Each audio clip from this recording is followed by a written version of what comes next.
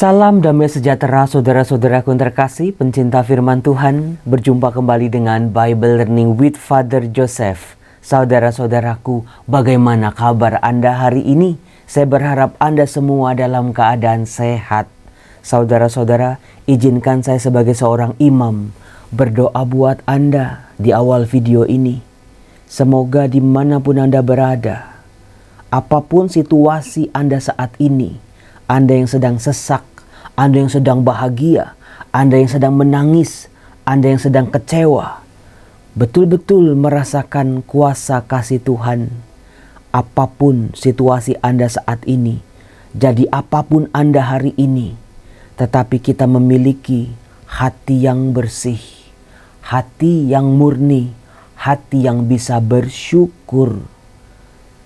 Tuhan Yesus, hatimu yang maha kudus, biarlah perlahan hidup juga dalam diri kami anak-anak-Mu. Terimalah rasa syukur kami, dengarlah permohonan kami anak-anak-Mu ini. Yang sakit Kau sembuhkan, yang putus asa Kau beri semangat lagi, yang buntu jalannya Kau beri jalan keluar. Dalam nama Bapa dan Putera dan Roh Kudus. Amin. Saudara-saudaraku, hari ini gereja merayakan Hari Raya Hati Yesus yang Maha Kudus. Saya yakin Anda orang-orang Kristiani pasti pernah berdevosi, pernah bernovena, pernah berdoa kepada hati kudus Yesus. Bahkan ada tempat ziarahnya, bukan? Siapa yang pernah pergi ke tempat ziarah hati kudus Yesus di Ganjuran, Romo? Iya Romo, saya pernah Romo. Bagus banget. Coba ketika Anda berziarah di sana, apa yang Anda minta? Apa yang Anda ucapkan dalam doa? Seringkali saudara-saudara, kita itu dalam berdoa meminta, memohon pada Tuhan. Tapi sekali-sekali saudara-saudaraku, jangan cuma meminta dalam doa. Doa yang betul-betul murni adalah doa yang terlepas dari segala permohonan-permohonan kita. Tapi ada rasa syukur, berikan yang terbaik pada Tuhan. Tuhan tidak minta harta Anda, sebab Tuhanlah pemilik segalanya. Yang Tuhan minta salah satunya adalah hati kita. Hati yang penuh penyesalan dosa. Hati yang bisa mengenal kasih Tuhan. Hati yang taat. Hati yang setia, hati yang remuk redam tidak akan Kau tolak ya Allah. Saudara-saudara, semoga hari ini kita bisa memberikan hati kita. Tuhan, saya tahu Tuhan, hidup saya saat ini sedang sulit sekali untuk bersyukur. Gimana saya mau bisa bersyukur Tuhan? Masalah-masalah saya berbaris-baris Tuhan, kayak orang 17-an. Belum lagi kalau ngelihat sumber-sumber penghasilan Tuhan, kayaknya ketutup semua. Padahal udah berusaha, padahal sudah berdoa, tapi belum juga kunjung Kau kabulkan Tuhan. Gimana hidup saya bisa bersyukur? Tetapi saudara-saudara, di saat-saat kita tidak punya alasan untuk bersyukur sekalipun, tetaplah bersyukur sebagai manusia ciptaan Tuhan. Tuhan, terima kasih. Terima kasih buat rahmat kehidupan yang aku terima hari ini. Ajar hatiku untuk bersyukur. Ajar hatiku untuk berterima kasih. Ajar hatiku untuk menjadi hati sebagai seorang hamba yang mau melayani tuannya. Meskipun seolah-olah tidak mendapat apa-apa, tapi itulah hidupku Tuhan di hadapan-Mu. Berbelas kasihlah Tuhan. Engkau, hatimu yang maha kudus, hatimu yang mudah tersentuh oleh belas kasihan, kasihanilah aku hamba-Mu ini. Saudara-saudara, gak tahu kenapa bacaan-bacaan hari ini mengajarkan kepada kita, hendaknya sebagai orang-orang Kristiani, Anda mau jadi direktur, mau jadi CEO, mau jadi pemimpin, mau jadi pejabat, mau jadi karyawan biasa, mau jadi orang biasa sekalipun, milikilah kualitas yang satu ini, kualitas yang kita pelajari dari hati Allah, hati Yesus yang Maha Kudus, yaitu kualitas hati sebagai seorang pemimpin. Bukan pemimpin, wah Romo, saya harus jadi ketua partai nih. Enggak selalu seperti itu. Saya harus Romo jadi ketua geng Romo. Enggak harus seperti itu. Di gereja saya harus jadi Romo ketua komisi, ketua seksi, ketua grup, ketua geng, ketua dewan paroki Romo. Enggak harus kayak begitu. Karena apa saudara-saudara? Yang paling menantang adalah manusia harus memimpin dirinya sendiri sekaligus sadar dirinya ada di bawah pimpinan Allah yang berdaulat atas kehidupannya. Maksudnya apa? Memimpin diri sendiri. Jangan sampai diri kita itu ikut-ikutan orang lain. Orang lain beli ini, kita kepengen beli ini. Orang lain ke sana, kita pengen ke sana. Orang lain makan ini, kita pengen makan itu. Itu kalau masih yang baik-baik. Bagaimana kalau dengan hal-hal yang tidak baik dan kita cuma ikut-ikutan, ikut arus? Kita tidak bisa memimpin diri kita sendiri. Ada pengalaman yang tidak mengenakan, wah diri kita dikuasai oleh kebencian. Sampai-sampai gak enak makan, sampai-sampai pekerjaan ketelet, langsung keteter semua. Sampai-sampai gak bisa berpikir. Manusia harus memimpin dirinya sendiri, pikirannya. Bagaimana kita ketika berdoa, pikiran kita kemana-mana, pikiran kita ngelantur. Artinya, berilah Tuhan rahmat-Mu supaya aku bisa memimpin pikiranku sendiri. Hati, waduh Romo mau gak membenci Romo, tapi ujung-ujungnya membenci. Mau gak emosi Romo, tapi dikit-dikit gampang emosi, gampang marah, gampang kecewa, gampang mutung, gampang Romo, pokoknya gampang tersinggung. Artinya manusia tidak bisa memimpin perasaannya, tidak bisa menguasai perasaannya, dikendalikan oleh nafsu-nafsunya. Demikian juga dengan tindakan-tindakannya. Kalau manusia masih males, kerja ya males, berdoa ya males, baca kitab suci ya males, mau maju aja males. Artinya manusia belum memimpin dirinya sendiri. Kalau manusia belum bisa memimpin dirinya sendiri, bagaimana dia bisa memimpin orang lain? Bagaimana dia bisa tunduk di hadirat Allah sebagai pemimpin yang sejati? Saudara-saudara, kita akan ditemani oleh kitab Yehezkiel. Bagaimana Allah sendiri menghadirkan diri sebagai gembala. Bagaimana sebagai gembala? Dengar, aku sendirilah yang akan memperhatikan domba-dombaku dan mencari mereka. Seperti seorang gembala mencari dombanya pada waktu domba itu tercerai dari kawanannya. Begitulah aku mencari domba-dombaku dan aku akan menyelamatkan mereka dari segala tempat kemana mereka diserahkan pada hari berkabut dan hari kegelapan. Saudara-saudara, masalah yang datang silih berganti seringkali membuat keluarga terpecah-pecah, diri kita juga terbelah-belah, pikirannya kemana, hatinya kemana, tindakannya kemana, badannya beda lagi. Tuhan sendiri dalam kitab Yehezkiel bab 34 menghadirkan dirinya punya kualitas pemimpin sebagai seorang gembala. Bukan cuma gembala yang menunggu dombanya mau hilang kek, mau datang kek, terserah. Tapi gembala yang mencari domba-dombanya yang hilang, domba-domba yang tercerai-berai, disatukan kembali. Itulah yang luar biasa saudara-saudara, Tuhan akan memimpin. Maka saat kita mulai hilang arah, saat kita lagi jauh dari Tuhan, saat kita lagi kecewa sama Tuhan, lagi marah sama Tuhan, ingatlah saudara-saudara, ada Tuhan yang sedang mencari kita.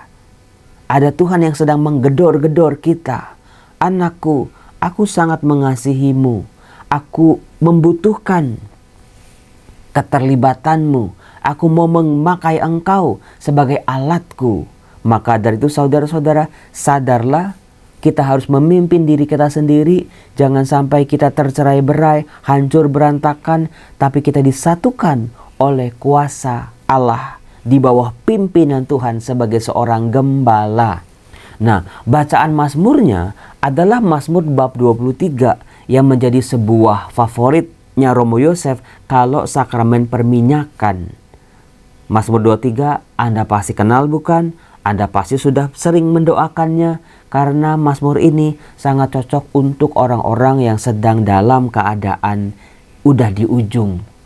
Maka dalam sakramen perminyakan seringkali saya mendoakan Mazmur bab 23. Tuhanlah gembalaku, takkan kekurangan aku. Ia membaringkan aku di padang rumput yang hijau. Ia membimbing aku ke air yang tenang dan menyegarkan daku. Ia menuntun aku di jalan yang lurus demi namanya yang kudus. Sekalipun berjalan dalam lembah yang kelam, aku tidak takut bahaya, sebab Engkau besertaku. Tongkat gembalaanmu, itulah yang menghibur aku. Engkau menyediakan hidangan bagiku di hadapan segala lawanku. Engkau mengurapi kepalaku dengan minyak, pialaku penuh berlimpah. Kerelaan dan kemurahanmu mengiringi aku sepanjang hidupku, dan aku akan diam di dalam rumah Tuhan sepanjang masa. Saudara-saudaraku, Mazmur bab 23 ini adalah sebuah pujian, sebuah nyanyian, sebuah permohonan, sebuah ungkapan rasa percaya tanpa batas pada Allah sebagai seorang pemimpin, bahwa kita adalah gembala-gembalanya, kitalah domba-dombanya. Jangan takut, jangan cemas, jangan khawatir. Jangan kekhawatiran kita ini menghancurkan segala tindakan-tindakan kita, menghancurkan segala masa depan kita, karena takut yang berlebihan, karena cemas yang berlebihan, karena khawatir yang membuat menghancurkan seluruh kehidupan kita. Kita punya Allah yang adalah seorang gembala yang baik. Kita ini domba-dombanya. Saudara-saudaraku yang terkasih, kalau Anda punya saudara, punya kenalan, punya orang-orang sakit di rumah Anda, ketika Anda melihat mungkin waktunya tidak lama lagi, silakan dibisikkan di telinga mereka Mazmur bab 23. Mazmur inilah yang akan membuat mereka tenang, karena kematian itu begitu menakutkan. Mereka harus meninggalkan orang-orang terkasih, sekaligus mereka juga takut untuk masuk ke dunia lain, ke dunia orang mati, yang seringkali oleh kitab suci disebut Salmawet, lembah kekelaman, lembah dunia orang mati. Itu sangat menakutkan. Tidak ada cahaya, tidak ada kasih Tuhan, tidak ada orang-orang yang mereka kenal, tidak ada pegangan. Maka Mazmur bab 23, iman kita akan Tuhan adalah cahaya kita saat kita ada di lembah kekelaman. Itulah yang luar biasa, saudara-saudaraku. Biarlah orang-orang sakit yang hampir meninggal kita coba bantu dengan Mazmur bab 23 ini. Kemarin saya baru saja pulang dari nyekar di pemakaman San Diego di Karawang. Pergi pagi nyetir, pulang nyetir, macet pula. Macetnya gak kira-kira, sangat amat melelahkan. Saya baru aja sampai rumah, rebahan sebentar, mandi sebentar, tiba-tiba ada umat yang minta sakramen perminyakan untuk saudaranya. Batin saya dipimpin oleh kuasa Tuhan. Tuhan menunjukkan kepada saya, Yosef, kamu harus melayani orang ini. Umat ini butuh doa. Apa yang terjadi, saudara-saudara? Saya pergi juga ke rumah sakit RSCM, jalanan macet karena tadi malam itu banyak pawai-pawai karena malam 1 Suro bukan. Sampai di rumah sakit ketemu sama orang yang WhatsApp saya. Kemudian juga dia bilang, Romo saya seperti ngimpi katanya. Saya sebetulnya asal-asalan sih, gak berharap juga Romo bisa datang. Ternyata Romo datang beneran katanya. Lah ini gimana? Minta ketika dikabulin malah bingung sendiri. Kemudian dalam perjalanan ke kamar saya berjumpa dengan seorang bapak, anaknya itu penghuni RTS, anaknya baru saja dioperasi, masih di NICU. Akhirnya saya doakan juga.